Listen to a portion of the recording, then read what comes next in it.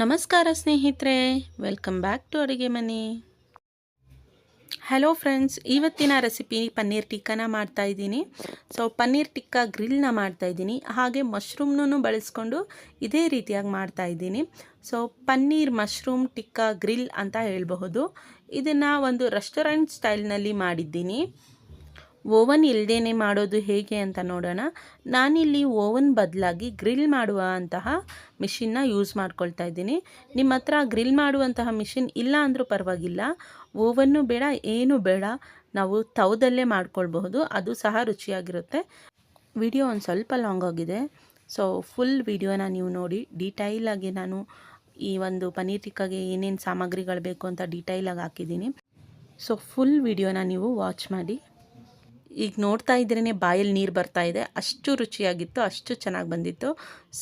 ಬನ್ನಿ ನೋಡೋಣ ಹೇಗೆ ಮಾಡೋದು ಅಂತ. ಹಲೋ ಫ್ರೆಂಡ್ಸ್, ಇವತ್ತು ನಾವು ಬಾರ್ಬಿಕ್ಯೂ ಮಾಡೋಕ್ಕೆ ಎಲ್ಲ ಇಂಗ್ರೀಡಿಯೆಂಟ್ಸ್ ನೋಡ್ಕೊತಾ ಇದ್ದೀರಿ. ಇಲ್ಲಿ ನೋಡಿ, ಇವಾಗ ನಮ್ಮ ಹತ್ರ ಇಂಥ ಶೇಪಲ್ಲಿ ಕಟ್ಟಾಗಿರೋದು ಮಶ್ರೂಮ್ಸ್ ಇದೆ ನೋಡಿ. ಆಮೇಲೆ ನಮ್ಮ ಹತ್ರ ಇದೆ ಇಲ್ಲಿ ಕ್ಯಾಪ್ಸಿಕಮ್ ಇಂಥ ಶೇಪಲ್ಲಿ ಕಟ್ ಮಾಡಬೇಕು, ಸ್ಕ್ವೇರ್ ಆಗಿ. ಹಾಗೆ ಇದು ಕ್ಯೂಬ್ಸ್ ಥರ ಪನ್ನೀರ್ ಕಟ್ ಮಾಡಬೇಕು. ಹಿಂಗೆ ಕರೆಕ್ಟ್ ಶೇಪಲ್ಲಿ ಇರಬೇಕು, ಇಲ್ಲ ನೋಡೋಕ್ಕೂ ಚೆನ್ನಾಗಿರ್ಬೇಕಲ್ಲ. ಆಮೇಲೆ ಸ್ವಲ್ಪ ಆನಿಯನ್ ಕಟ್ ಮಾಡ್ಕೊಂಡಿದ್ದೀನಿ ನೋಡಿ, ಇಂಥ ಶೇಪಲ್ಲಿ ಇರಬೇಕು ಆನಿಯನು, ಇಂಥ ಶೇಪಲ್ಲಿ ಇರಬೇಕು. ಇವಾಗ ಇವೆಲ್ಲ ಇಂಗ್ರೀಡಿಯೆಂಟ್ಸು ಬಾರ್ಬಿಕ್ಯೂಗೆ ಹಾಕೋಕೆ ಹೋಗ್ತಿದೆ. ನೆಕ್ಸ್ಟ್ ಏನು ಮಾಡೋದು ನೋಡೋಣ. ಈಗ ಈ ಪನ್ನೀರ್ ಟಿಕ್ಕಾನ ಮಾಡೋದಕ್ಕೆ ಏನೇನು ಇಂಗ್ರೀಡಿಯೆಂಟ್ಸ್ ಬೇಕು ಅಂತ ನೋಡೋಣ. ನೋಡಿ, ಒಂದು ಬೌಲ್ನ ತೊಗೊಂಡಿದ್ದೀನಿ.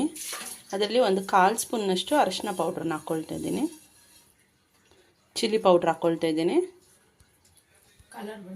ಚಿಲ್ಲಿ ಪೌಡ್ರು ಒಂದು 3 ಸ್ಪೂನ್ನಷ್ಟು ಚಿಲ್ಲಿ ಪೌಡ್ರನ್ನ ಹಾಕ್ಕೊಂಡಿದ್ದೀನಿ. Jeera powder 1 spoon.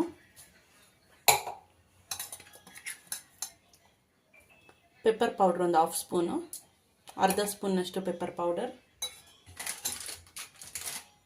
ಇದು ಕಾಶ್ಮೀರಿ ಚಿಲ್ಲಿ ಪೌಡ್ರನ್ನ ಹಾಕ್ಕೊಳ್ತಾ ಇದ್ದೀನಿ. ಇದು ಕಲರ್ ಬರುತ್ತೆ, ಹಾಗಾಗಿ ಕಲರ್ಗೋಸ್ಕರ ಕಾಶ್ಮೀರಿ ಚಿಲ್ಲಿ ಪೌಡ್ರನ್ನ ಹಾಕ್ಕೊಳ್ತಾ ಇದ್ದೀನಿ. ಆಲ್ರೆಡಿ ಖಾರಕ್ಕೆ ಎಷ್ಟು ಬೇಕೋ ಅಷ್ಟು ಚಿಲ್ಲಿ ಪೌಡ್ರನ್ನ ಹಾಕಿದ್ದೀನಿ. ಅರ್ಧ ಸ್ಪೂನ್ನಷ್ಟು ಗರಂ ಮಸಾಲ, ರುಚಿಗೆ ತಕ್ಕಷ್ಟು ಉಪ್ಪನ್ನು ಹಾಕ್ಕೊಂಡಿದ್ದೀನಿ. ಜಿಂಜರ್ ಗಾರ್ಲಿಕ್ ಪೇಸ್ಟ್ನ ಹಾಕ್ಕೊಳ್ತಾ ಇದ್ದೀನಿ. ಈಗ ಮೊಸರನ್ನ ಹಾಕ್ಕೊಳ್ತಾ ಇದ್ದೀನಿ.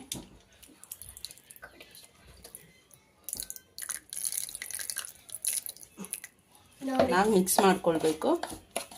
ಮಿಕ್ಸ್ ಮಾಡ್ತಾ ಮಾಡ್ತಾ ಮೊಸರನ್ನ ಎಷ್ಟು ಬೇಕು ಅಂತ ನೋಡ್ಕೊಂಡು ಹಾಕ್ಕೊಳ್ಬೇಕಾಗುತ್ತೆ. ನೀವು ಬೇಕಾದರೆ ಲೆಮನ್ನು ಹಾಕ್ಬೋದು. ಮೊಸರು ಹಾಕೋದ್ರಿಂದ ಮೊಸರಲ್ಲೇ ಹುಳಿ ಇರುತ್ತಲ್ಲ, ಹಾಗಾಗಿ ನಿಂಬೆಹಣ್ಣೇನು ಬೇಕಾಗಿಲ್ಲ. ಇನ್ನೂ ಸ್ವಲ್ಪ ಹುಳಿ ಬೇಕು ಅಂದಾಗ ಲೆಮನ್ ಸ್ವಲ್ಪ ಹಾಕ್ಕೊಳ್ಬೋದು. ನೋಡಿ, ಕನ್ಸಿಸ್ಟೆನ್ಸಿ ಈ ರೀತಿಯಾಗಿರಬೇಕು. ಈ ಥರ ಮಿಕ್ಸ್ ಮಾಡ್ಕೊಳ್ಬೇಕು ಮಸಾಲೆನ. ರುಚಿ ನೋಡ್ಕೊಂಬಿಡಿ, ಉಪ್ಪು ಖಾರ ಎಲ್ಲ ಸ್ವಲ್ಪ ನೋಡ್ಕೊಳ್ಳಿ. ಈಗ ಫೈನಲಾಗಿ ಇದೆಲ್ಲ ಮಿಕ್ಸ್ ಆದಮೇಲೆ ಸ್ವಲ್ಪ ಕಸೂರಿ ಮೆಥಿನ ಹಾಕ್ಕೊಳ್ಳೋಣ. ಆ ಒಂದು ಫ್ಲೇವರ್ ಚೆನ್ನಾಗಿರುತ್ತೆ, ಹಾಗಾಗಿ ಕಸೂರಿ ಮೆಥಿನ ಹಾಕ್ಕೊಂಡಿದ್ದೀನಿ. ಬೌಲ್ಗೆ ಸ್ವಲ್ಪ ಹಾಕ್ಕೊಳ್ತಾ ಇದ್ದೀನಿ. ಇನ್ನೊಂದು ಬೌಲ್ಗೆ ಸ್ವಲ್ಪ ಮಸಾಲೆನ ಟ್ರಾನ್ಸ್ಫರ್ ಮಾಡ್ಕೊಂಡಿದ್ದೀನಿ. ಇದರಲ್ಲಿ ಪನ್ನೀರು ಮತ್ತು ಮಶ್ರೂಮ್ನ ಹಾಕಿ ಮ್ಯಾರಿನೇಟ್ ಮಾಡ್ತೀನಿ. ಹಾಗೆ ಇದರಲ್ಲಿ ಕ್ಯಾಪ್ಸಿಕಮ್ಮು ಮತ್ತು ಆನಿಯನ್ ನೀರು ಬಿಟ್ಕೊಳ್ಳೋದ್ರಿಂದ ಬೇಗನೆ ಮ್ಯಾರಿನೇಟ್ ಮಾಡೋದು ಬೇಡ. ಆನಿಯನ್ನ ಜಸ್ಟ್ ಕ್ಯಾಪ್ಸಿಕಮ್ನ ಮಾಡ್ಕೊಳ್ಳೋಣ. ಇನ್ನೊಂದು 5 ಮಿನಿಟ್ಸ್ ಇದೆ ಅಂದಾಗ ಮಾತ್ರ ಆನಿಯನ್ನ ಮ್ಯಾರಿನೇಟ್ ಮಾಡ್ಕೊಳ್ಳೋಣ ಇದರಲ್ಲಿ. ಯಾಕಂದರೆ ಕಟ್ ಮಾಡಿ ಇಟ್ಕೊಂಡಿರುವಂತಹ ಪನ್ನೀರ್ನ ಹಾಕ್ಕೊಳ್ತಾ ಇದ್ದೀನಿ ಮ್ಯಾರಿನೇಟ್ಗೋಸ್ಕರ.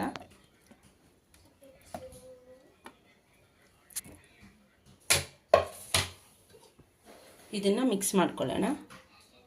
ಕೈಯಲ್ಲಿ ಮಾಡಿದ್ರೆ ಸರಿ ಅನಿಸ್ತೈತಲ್ಲ, ಕೈಯಲ್ಲೇ ಮಾಡಿ ಚೆನ್ನಾಗಿರುತ್ತೆ. ಕೈಯಲ್ಲೇ ಮಾಡ್ಕೊಳ್ಳೋಣ, ಚೆನ್ನಾಗಿ ಮ್ಯಾರಿನೇಷನ್ ಆಗುತ್ತೆ. ಈಗ ಇನ್ನು ಸ್ವಲ್ಪ ಮಸಾಲೆ ಮಿಕ್ಕಿತ್ತಲ್ಲ, ಇದಕ್ಕೆ ಮಶ್ರೂಮ್ ಹಾಕ್ಕೊಳ್ತಾ ಇದ್ದೀನಿ. ಮಶ್ರೂಮ್ನು ಟ್ರೈ ಮಾಡೋಣ ಅಂತ ಮಶ್ರೂಮ್ ಹಾಕ್ಕೊಳ್ತಾ ಇದ್ದೀನಿ. ಇಲ್ಲಿ ಮ್ಯಾರಿನೇಟ್ ಮಾಡಿದ್ದೀನಿ. ಹಾಗೆ ಪನ್ನೀರ್ ಇಟ್ಬಿಡೋಣ, ಚೆನ್ನಾಗಿ ನೆನೆಯುತ್ತೆ. ಈಗ ಇನ್ನೊಂದು ಬೌಲಲ್ಲಿ ಮಸಾಲೆ ಹಾಕ್ಕೊಂಡಿದ್ನಲ್ಲ, ಅದಕ್ಕೆ ಕ್ಯಾಪ್ಸಿಕಮ್ನ ಹಾಕ್ಕೊಳ್ತಾ ಇದ್ದೀನಿ.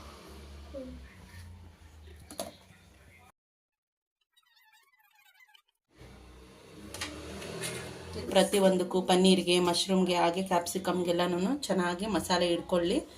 ಒಂದು 30 ಮಿನಿಟ್ಸ್ ನಾನು ಫ್ರಿಜ್ಜಲ್ಲಿ ಇಟ್ಕೊಳ್ತಾ ಇದ್ದೀನಿ. ನೋಡಿ ಈಗ ಚೆನ್ನಾಗಿ ಮಸಾಲೆ ಎಲ್ಲ ಹಿಡ್ದಿದೆ. ಇದು ಪನ್ನೀರು ಹಾಗೆ ಇಲ್ಲಿ ಮಶ್ರೂಮ್ಗೂ ಚೆನ್ನಾಗಿ ಮಸಾಲೆ ಹಿಡ್ದಿದೆ. ಈರುಳ್ಳಿನ ಈಗ ಮಸಾಲೆ ಮಿಕ್ಸ್ ಮಾಡ್ಕೊಳ್ತಾ ಇದ್ದೀನಿ. ಯಾಕಂದರೆ ಈರುಳ್ಳಿಯಲ್ಲಿ ನೀರು ಬಿಟ್ಕೊಳ್ಳೋದ್ರಿಂದ ಮೊದಲೇ ಮಿಕ್ಸ್ ಮಾಡಿದ್ರೆ ತುಂಬ ನೀರು ಬಿಟ್ಕೊಂಡ್ಬಿಡುತ್ತೆ, ಚೆನ್ನಾಗಿರೋದಿಲ್ಲ. ನೋಡಿ ಈಗ ಮಿಕ್ಸ್ ಮಾಡ್ಕೊಂಡಿದ್ದೀನಿ. ಸ್ಟಿಕ್ಸ್ ಕೊಟ್ಟಿದ್ದಾರೆ, ಸೊ ಇದರಲ್ಲಿ ನಾವು ಹಾಕ್ಕೊಳ್ಬೇಕಾಗುತ್ತೆ ಇದನ್ನೆಲ್ಲ.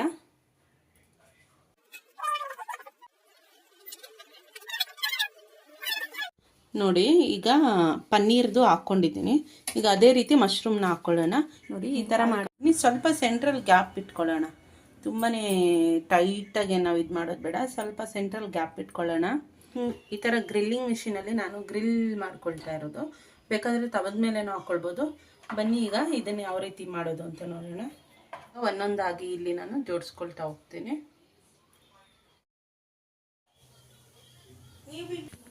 ಸೊ ನೋಡಿ ಆಗ್ತಾ ಇದೆ. ಈಗ ಟರ್ನ್ ಮಾಡ್ಕೊಳ್ಳೋಣ. ನೋಡಿ ಇದು ಆಗಿದೆ, ನೋಡಿ ಒಂದು ಸೈಡ್ ಆಗಿದೆ, ಈ ಥರ ಆಗಿದೆ. ಸ್ಮೋಕ್ ಎಲ್ಲ ಬರ್ತಾ ಇದೆ, ಘಮ ಘಮ ಅಂತ ಇದೆ. ಫೈನಲಿ ರೆಡಿ ಆಯಿತು ಪನ್ನೀರ್ ಟಿಕ್ಕಾ ಹಾಗೆ ಮಶ್ರೂಮ್ ಟಿಕ್ಕಾನೂ ತುಂಬಾ ರುಚಿಯಾಗಿತ್ತು. ಸೊ ನೋಡಿ ಈ ಥರ ಆಗಿತ್ತು, ಎಲ್ಲ ಚೆನ್ನಾಗಾಗಿತ್ತು, ಚೆನ್ನಾಗಿ ಗ್ರಿಲ್ ಆಗಿತ್ತು, ತುಂಬಾ ರುಚಿಯಾಗಿತ್ತು. ಸೊ ಹೋಟ್ಲಿಗೆ ಹೋಗಿ ತಿನ್ನೋ ಬದಲು ಮನೆಯಲ್ಲೇ ಮಾಡಿಕೊಂಡು ತಿನ್ನಬಹುದು. ಸ್ವಲ್ಪ ಈ ಮಾಡುವ ಪ್ರೋಸೆಸ್ ಎಲ್ಲ ಸ್ವಲ್ಪ ಜಾಸ್ತಿ ಇದೆ ಅಷ್ಟೇ, ಅದರ್ವೈಸ್ ತುಂಬಾ ಟೇಸ್ಟಿಯಾಗಿತ್ತು. ಸೊ ನೀವು ಟ್ರೈ ಮಾಡೋದನ್ನು ಮರಿಬೇಡಿ. ಎಸ್ಪೆಷಲಿ ಈವ್ನಿಂಗ್ ಟೈಮಲ್ಲಿ ಮಾಡೋದ್ರಿಂದ ತುಂಬಾ ರುಚಿಯಾಗಿರುತ್ತೆ, ಎಲ್ಲರೂ ಎಂಜಾಯ್ ಮಾಡಬಹುದು. ರುಚಿಯಾದ ಪನ್ನೀರ್ ಮಶ್ರೂಮ್ ಟಿಕ್ಕಾನ ನೀವು ಸಹ ಟ್ರೈ ಮಾಡಿ ಹೇಗಿತ್ತು ಅಂತ ಕಮೆಂಟಲ್ಲಿ ತಿಳಿಸೋದನ್ನು ಮರಿಬೇಡಿ. ದಯವಿಟ್ಟು ಲೈಕ್, ಶೇರ್, ಸಬ್ಸ್ಕ್ರೈಬ್ನ ಮಾಡಿ. ಹಾಗೆ ಈ ಒಂದು ರೆಸಿಪಿನ ಟ್ರೈ ಮಾಡೋದನ್ನು ಮರಿಬೇಡಿ. ಸೇಮ್ ರೆಸ್ಟೋರೆಂಟ್ ಸ್ಟೈಲಲ್ಲೇ ಬಂದಿತ್ತು, ತುಂಬಾ ರುಚಿಯಾಗಿರುತ್ತೆ. ನೀವು ಟ್ರೈ ಮಾಡೋದನ್ನು ಮರಿಬೇಡಿ. Thank you for watching. Like, share and subscribe my channel. ಧನ್ಯವಾದಗಳು.